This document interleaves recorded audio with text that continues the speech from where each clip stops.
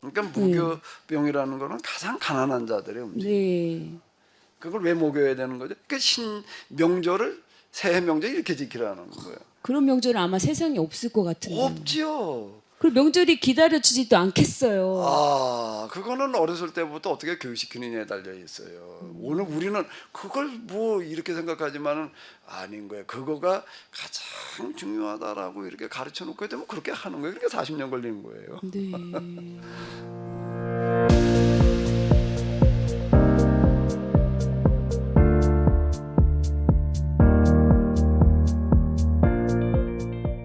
이 예배가 가정에서만이 아닌 거예요.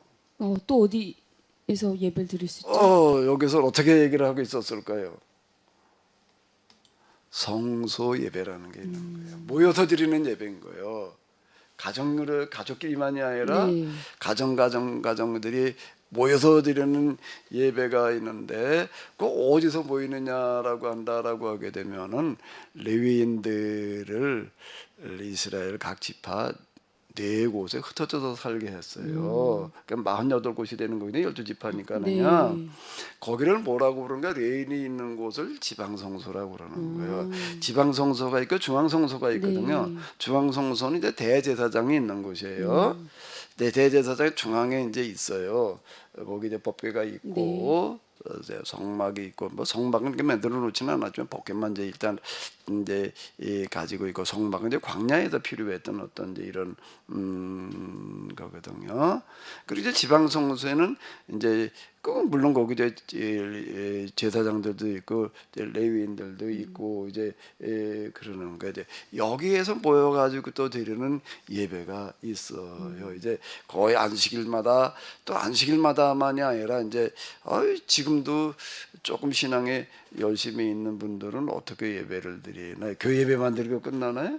가정에서 매일 가정 예배 드리는 사람들이 생각보다 꽤 있어요. 이건 가정에서 드리는 예배고 성소에서 드리는 예배가 있어요. 네. 성소에서는 무슨 예배를 어떻게 드렸을까요? 여전히 공부식인가요, 이것도? 의식 없이. 의식이 있긴 있는데 네. 이교 우상종교 의식과는 의식이 다르죠. 의식이 없는 건 아니고 네. 성경을 외우는 것도 의식이에요. 그렇군요. 안 배우는 것도 부모가 가르치는 것도 단지 다른 의식일 뿐이지. 예? 그러니까 이게 하나님을 또 받들고 뭐 이렇게 올리는 그런 방식이 아니라 뭐 한다고요? 내리는 방식이. 그럼 내리는 방식 뭐가 있을까요? 그래 여기서 모였는가 하게 되면은 절기 행사를 여기 모여서 하는 절기요? 거예요. 네. 유월절, 초막절이라고 하는 건데 매년 이스라엘은 신년 명절을 뭘로 지켰을까요? 네, 6월절. 출애굽을 기념을 해서 그날을 명절로 지켰어요. 네. 그러니까 명절 행사를 일주일을 하라고 그랬어요. 일주일이요. 그걸 뭐라고 불렀는가 하면 유월절이라고 불러요. 유월이라는 건 이제 넘어간다는 뜻이에요. 네, 그렇죠. 넘어간다.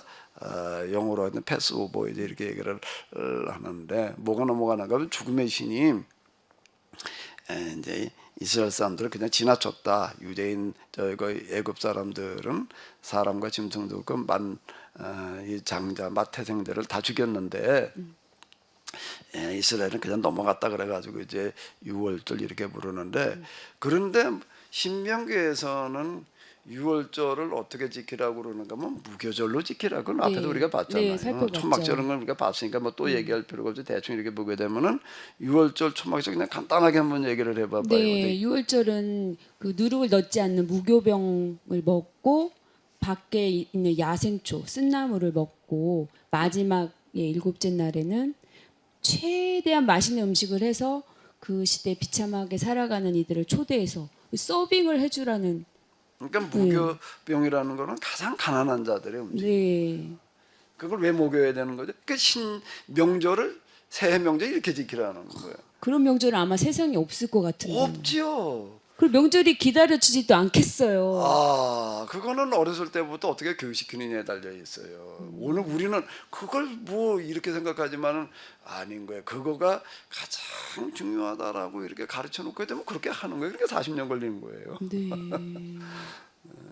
그래서 이건 가장 가난한 자들의 문제를 해결하는 거가 우리의 사명이다. 우리의 할 일이다. 그다음에 초막절은요. 초막절은 이제 밖에 한 대짬 자는 걸 체험한다고 하셨잖아요. 왜요? 집 없는 사람의 집 없는 사람을 또 문제를. 체험하라는 거야. 네. 한 주일을 또 체험을 시키라는 거야. 그건 또 왜 그런 체험을 시키는 거죠? 우리가 해야 될 일이 아이들한테 교육에 전적으로 이건 교육에 이건 다 교육용이에요. 아이들한테 뭘 가르치라는 거예요? 우리가 해야 될 일은 이런 사람들의 문제를 해결해 주는 거다.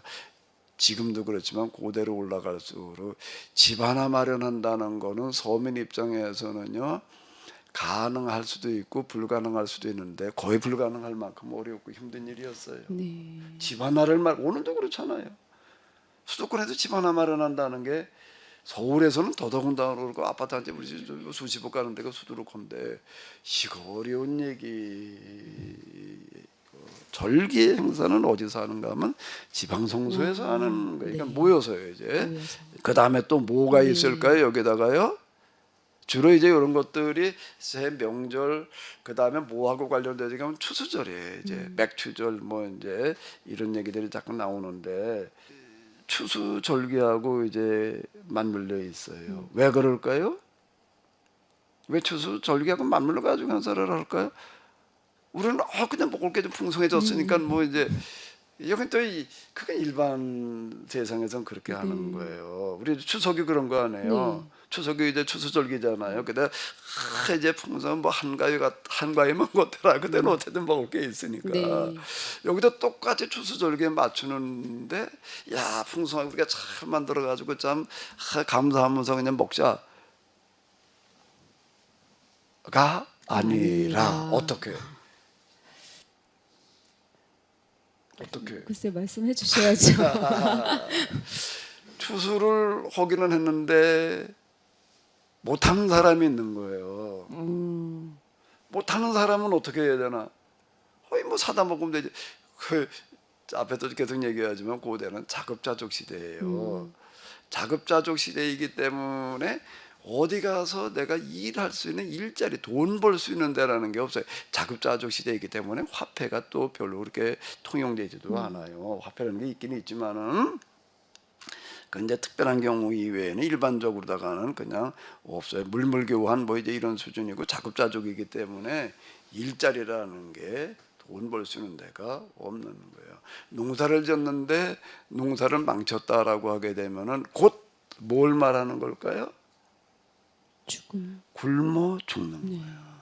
고대에는 진짜 굶어 죽었어요. 와, 우리는 뭐 아이고 뭐 농사 망쳤다가 굶어 죽어 이렇게 생각되지만 천만의 얘기가 진짜 굶어 죽었어요. 우리 이북에서도 그 뭐 고난의 행군 뭐 그러다가 뭐 수십만이 죽었느니 수백만이 굶어 죽었느니 이렇게 얘기를 하잖아요. 뭐 탈북자들 증언하는 거 이렇게 보게 되면 그냥 시체를 갖다가 뭐 캐다 먹었단 말이야.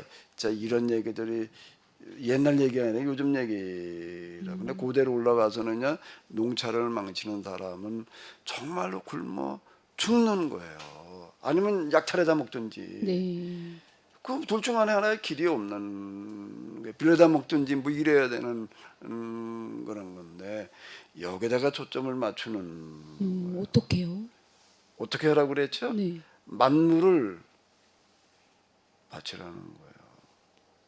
또 10분의 1을 10분의 바치라는 거예요. 그것만이 아니에요.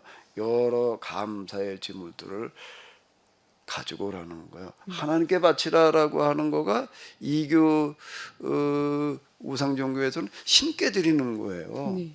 근데 여기도 하나님께 바친다고 똑같이 말은 하는데, 근데 이걸 뭐 포장을 해가지고 하나님께 어떻게 택배로 보내나 어떻게 보내? 예? 네. 뭐 아니면 통장으로 입금을 하나? 그런 거 없어요. 어떻게 하는 거죠? 가지고 와서 누구를 위해서 그거를 사용하는 거예요? 농사 짓지 못한 사람. 아예 농사 지을 수 없는 사람을 이제 나그네 이렇게 얘기를 해요. 네, 땅이 나그네. 없는 사람을 말하는 거예요. 그러니까 이제 고아가 또 과부가 돼가지고 이게 참 농사 지을 수가 없어요. 고아와 과부가 뭔 죄가 없다 농사를 뭐 농사라는 건 그 그렇죠. 일이 많은 네. 거거든요. 이 사람들의 생계의 문제를 해결해 주어라라고 하는 거가 헌금과 만물 11조. 이게 헌금인가요?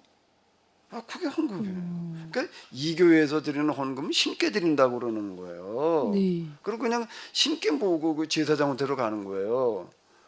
왕한테 가는 거예요. 근데 여긴 얘기가 달라요. 그리고 또 지방성소에서 지켜야 되는 거가 하나가 또 있어요. 또요? 신명기에서는 계속 얘기를 하는데 신명기에서는 안식년을 안식년이라고 부르지 않고 뭐라고 부른다고 그랬죠? 면제년이요? 면제년 면제년. 행사를 하는 거야. 면제년이라고 하는 거는 매 6년 안식년이 되게 되면은 모든 채무를 면제해 줘라. 근데 그 채무는 주로 네. 무슨 채무라고요? 먹고 살 때 빌렸던 먹고 양식을 살 때 빌려다 먹은 거를 네, 양식. 면제 주라는 네, 얘기가 되는 그렇죠. 거예요. 왜 그걸 내라고 그러는 거는 그건 무슨 말이기 때문에 무슨 말과 동일한 얘기가 되는 거죠? 굶어 죽으라. 굶어 죽으라는 말과 같은 얘기가 되는 거예요. 그 갚아라라고 얘기를 하는 거 오늘 우리의 채무의 개념하고 그 당시 성경에서 얘기하는 거고는 좀 많이 이게 달라요. 자, 이게 이제 뭔가 하게 되면은 모세가 광야에서 그리고 또 이제 가나안에 들어간 다음에 하나님 이렇게 섬겨라. 예배에 그게 안식일 기타 등등 이렇게 예배를 드려라. 이렇게 하나님을 섬겨라. 이렇게 살아라. 어떻게 생각이 되어져요? 아니 모세 한 사람이 이렇게 위대한 이 제도를 생각한 게 맞나요? 두뇌진들이 있지 않았을까요? 어쨌든 성경에 의하면 모세는 이거를 80년을 씨름을 해가지고 여기에 도달을 하는 거예요. 하루 아침에 나온 거는 아니에요. 그래서 모세의 법, 모세 오경, 모세의 책 이런 얘기가 왜 그렇게 나오는가 하면 구약 성경에서 이스라엘 역사에서 모세가 차지하는 비중이 대단히 커요. 왜? 이걸 위반을 했기 때문에. 모세님이 다시 보이게 되었어요. 이제 모세님이라고요? 네, 난 모세라고 하면 안 모세님이라고 부르는 되겠어요. 사람은 처음인 것 같은데. 모세님 다시 보이게 돼요. 이런 법을 네, 그렇게 어떻게? 모세가 여기에 도달했을 때 하나님께서 이제 그걸 이제 내 법으로 네가 선포를 해라. 그러니까 이게 이 성경은 사람이 쓴 책임에도 불구하고 하나님의 말씀에 되는 건 뭔가 하면 하나님의 그 계획 뜻과 이게 맞아 들어가야 되는 거예요. 일치가 돼야 되는 거예요. 이게 참 사실 이게 하나하나 이렇게 돌이켜 놓고 보게 되면은 놀라운 얘기이지요. 성경에 얘기하는 예배라는 거가 안식일 주일 이제 우리는 안식일이라고 부르잖아요. 그 주일이라고 그러잖아요. 네. 또 안식일이 중요하다고 그래가지고 우리 교단 가운데 안식일 교회라는 데가 있어요.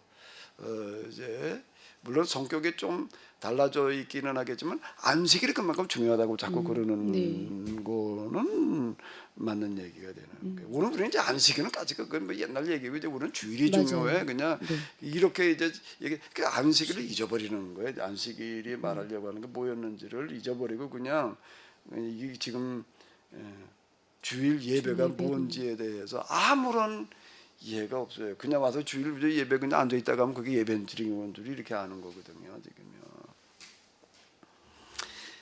자, 이런 것들의 특징이라고 하는 거는 뭘까? 뭐가 특징이에요? 예배가 뭔가라고 하게 되면 뭐가 예배지요? 율법, 교육, 율법은 그건 뭘 말하는 거야? 계약법. 핵심이 뭐라고요? 안식일 제도 제도. 또는 안식 제도를 가르치고 실천할 수 있도록 훈련시키는 것을 뭐라고 그러는가 하게 되면 예배라고 부르는 거예요.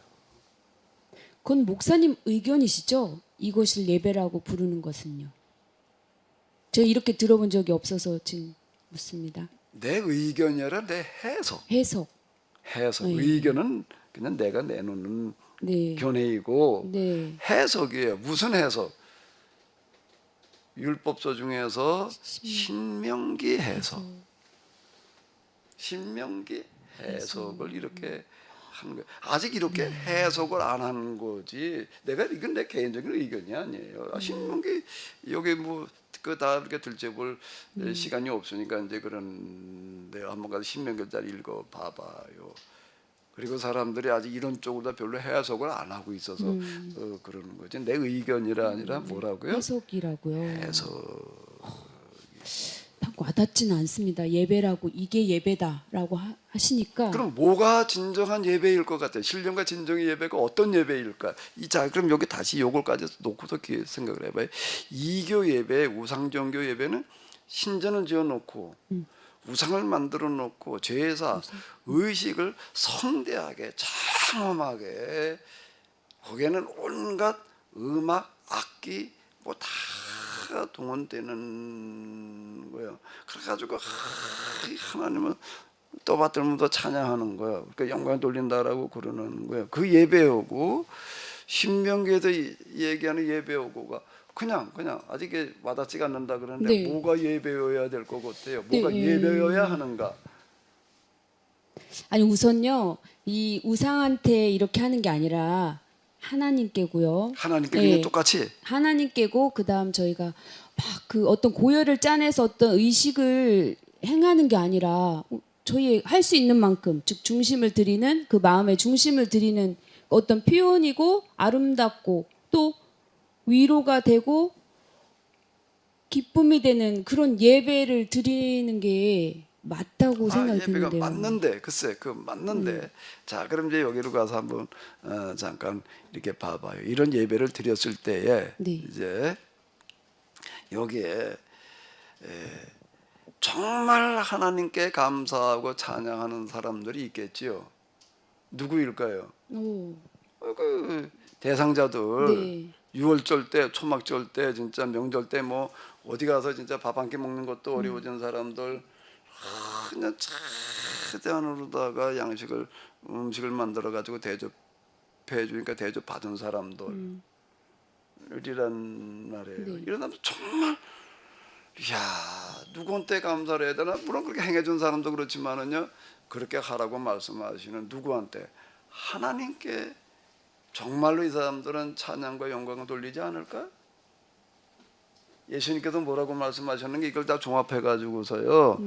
저희로 너희 착한 행실을 보고 하늘에 계신 너희 아버지께 영광을 돌리게 하라가 이걸 말하는 거예요.